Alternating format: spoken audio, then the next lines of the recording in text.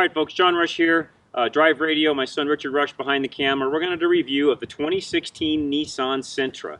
Now, a lot of you would say, not a real fancy car. You're right, it's not. So, this review will not be as long as some of the more exotic type cars that we do, but this is a staple car that a lot of people drive, gets them to and from where they need to go, and just as an FYI, they've sold over 4 million of these units. So, even though a lot of you may think, well, why are you reviewing a Sentra? Well, over 4 million units sold. This is the third best-selling car Nissan has. That's why we're doing the review. So they've done some restyling for the 2016 model year. You'll notice they've made this car look a lot more like the Maxima and the Ultima. Richard's showing you the front right now. Low beam LED projector type lamps. They've got this this new headlamp that they've kind of built right into the, wrapped it into the fender, built it in more like the Maxima. They've done a good job there. This car, as it sits, the car that we're driving, 25.5, but you can buy the Sentra.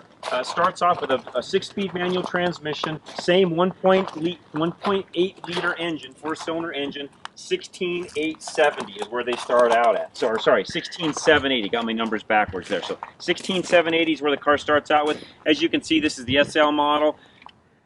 We'll get into some of the details of this car here in just a minute, but overall, I'll just give you, real quick some of our opinions on the car right off the bat. So, first thing I noticed driving it right off the bat, 1.8 liter engine, 130 horsepower. We're at 5,600 feet elevation roughly here in Colorado.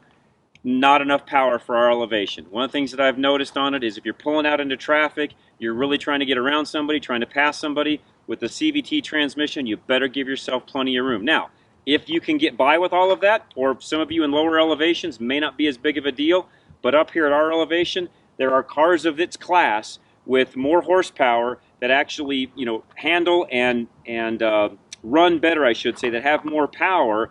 And I'm not going to criticize that all because of the CVT transmission. A lot of it is just, again, you're 130 horsepower. You're not going to go super fast and have a lot of power, a big power band with a 1.8 liter 130 horsepower engine. Now, they've done some things to make the horsepower more responsive, to make the engine more responsive, less friction and so on. I'm not going to get into all those details. You can look that up on Nissan's website. They have added some room on the interior, some room in the trunk. So I tell you what, we'll just get right into that, and then we'll go for a drive, and I'll give you my opinion of the 2016 Nissan Sentra. All right, folks, we'll get into the back trunk area of the Nissan Sentra, 2016 Nissan Sentra. The key fob is inside the vehicle. I don't have it in my pocket, but that is a cool feature that Nissan's done now for a number of years.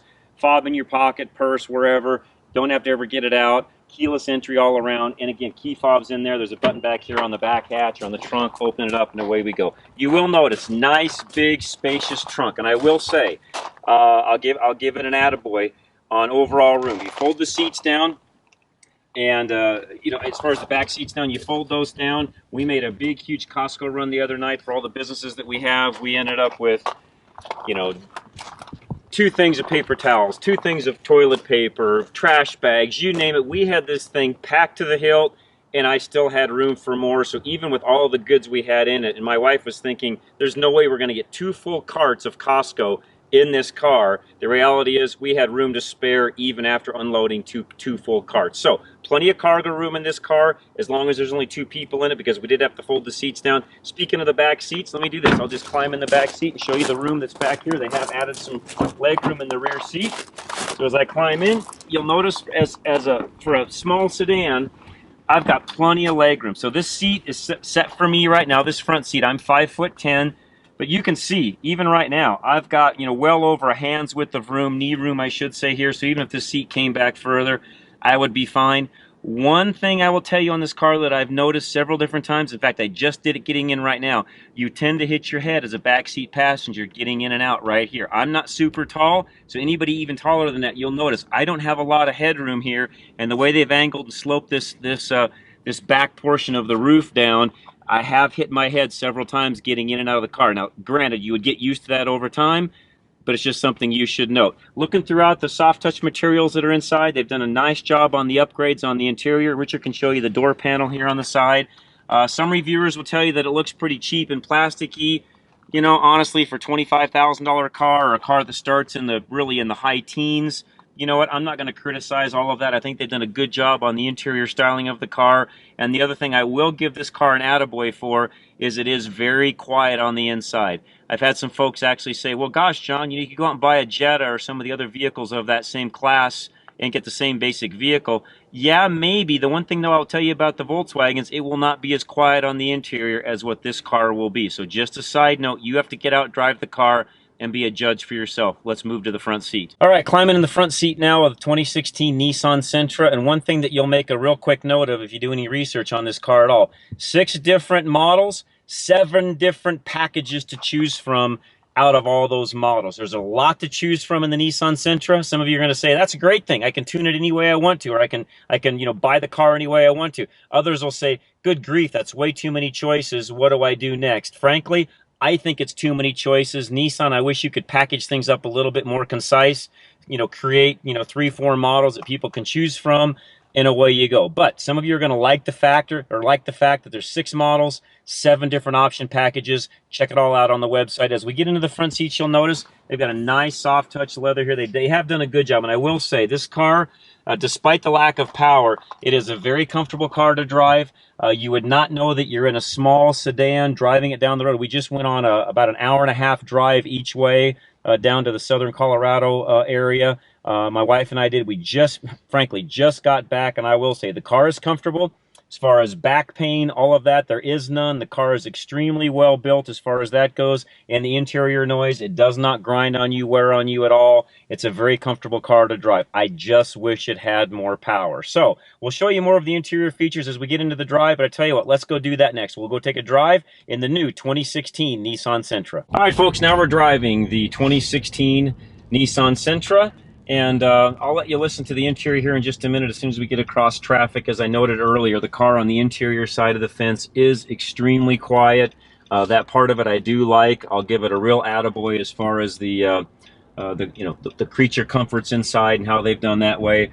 I should make a quick note. They have changed the CVT transmission to where it does feel like it actually shifts.